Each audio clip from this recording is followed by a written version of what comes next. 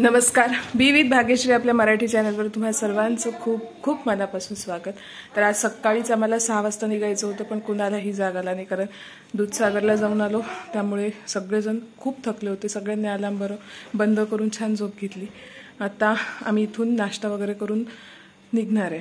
आता कुठे जाणार आहे माहीत नाही, कारण आता तर तसं डायरेक्ट घरीच जायचं आहे, पण एवढा डिस्टन्स कव्हर करणं होणार नाही, म्हणून मध्ये शिर्डी किंवा जेजुरी इथे आमचा मुक्काम राहील. औरंगाबाद टार्गेट आहे, पोहोचलो तर ठीक, नाही तर मध्ये मुक्काम करून मग पुढच्या प्रवासाला लागू. तर आता इथे आम्ही नाश्ता तयार केलेला आहे, कारण 1 BHK ब्लॉक आहे, त्याचा पुरेपूर फायदा आम्ही घेतला. इथे छान उपमा तयार केलेला आहे. आता नाश्ता करू छान आणि नंतर पुढच्या प्रवासाला लागू.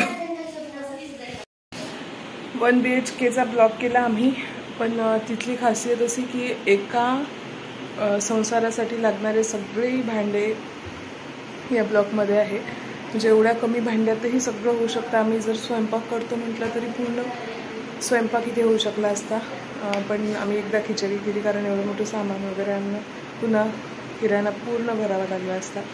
आणि आज 2-3 वेळा नाश्ता केला. तर प्लेट्स, चम्मच, कढई, भांडे सगळं इथे अवेलेबल आहे.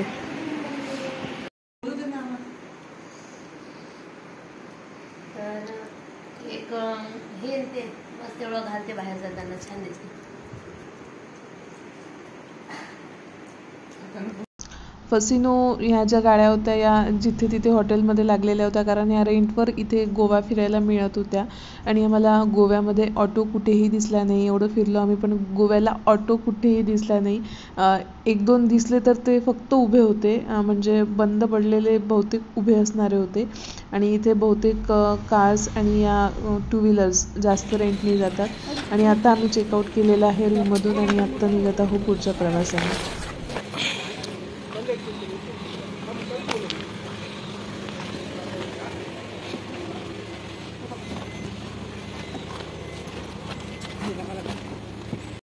बोलो गजानन महाराज की जय.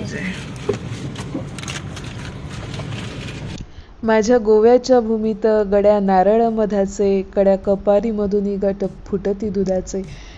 या कवितेची आठवण झाल्याशिवाय राहत नाही. गोव्यात आल्यानंतर खरंच एकदा गोवा एन्जॉय करायला नक्की जा.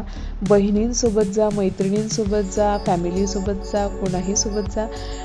खूप एन्जॉय होतं. आणि आतापर्यंत व्हिडिओजमधून किंवा या कवितेतून आपण गोवा पाहिला होता, आता प्रत्यक्षात मी गोवा पाहिलेला आहे आणि छान वाटलं.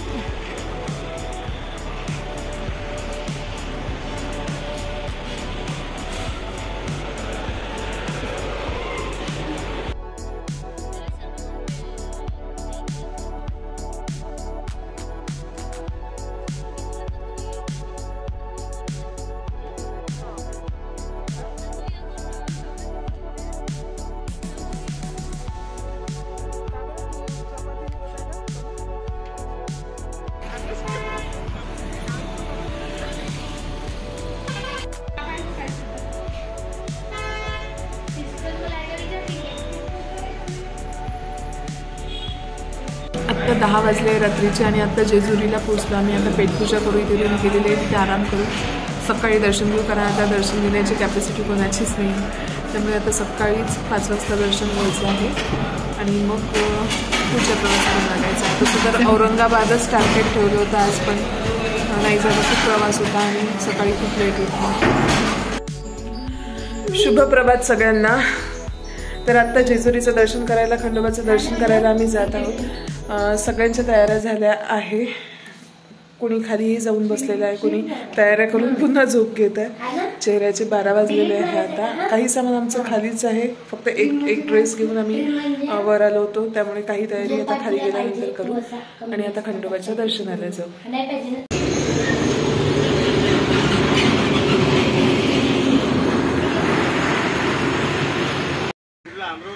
दोन्ही बाटल आणले अमरावती.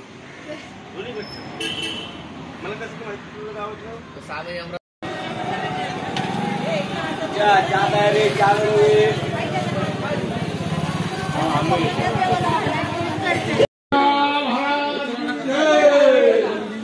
तसे पांढरं घेतलेलं वातावरण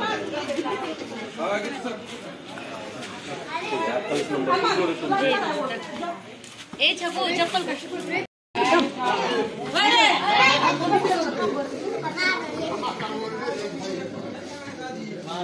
चला वर काढू.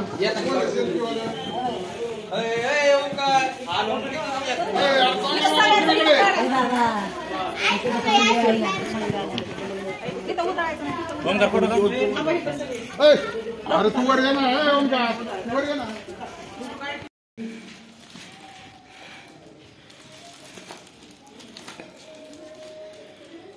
एवढं जवळून भेटत नाही ना, म्हणजे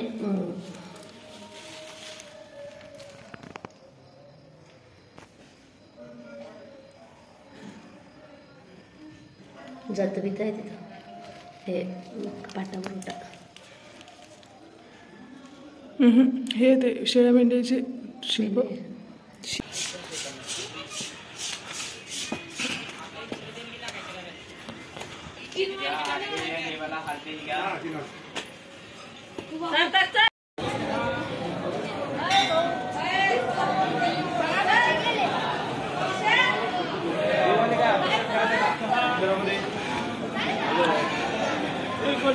अभिषेक करायचा का मंदिरामध्ये? अभिषेक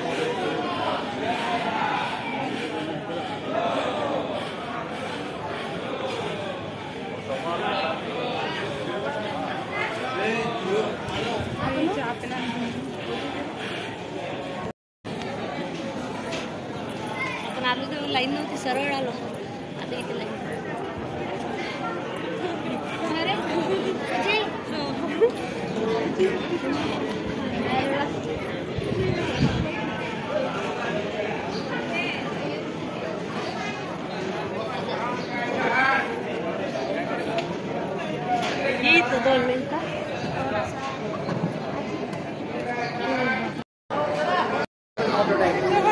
त्याच्यानंतर फोटो नाही काढा.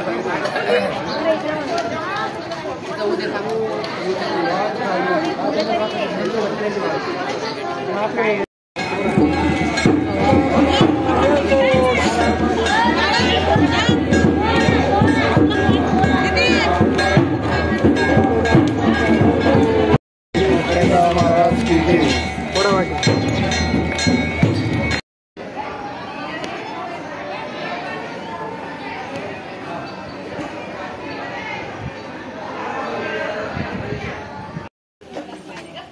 दीदी थोडं जाऊ बरं.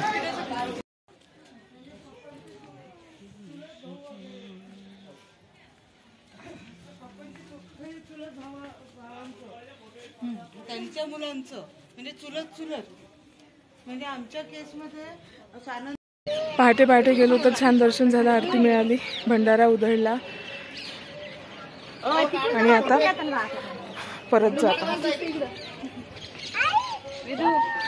सगळीकडे अगदी धुकं आहे, वरून जेजुरी अशी दिसत आहे.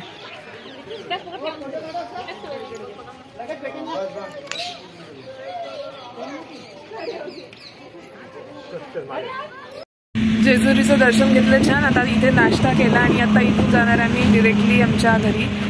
तर आता इथेच प्रवास संपतो, आपला ट्रॅव्हल ब्लॉग सुद्धा इथेच संपतो. व्हिडिओ कोणताही करणारे आवडला असेल तर लाईक, शेअर आणि सबस्क्राईब करायला विसरू नका. भेटू पुढे एखाद्या छानशा व्हिडिओमध्ये. तोपर्यंत बाय बाय.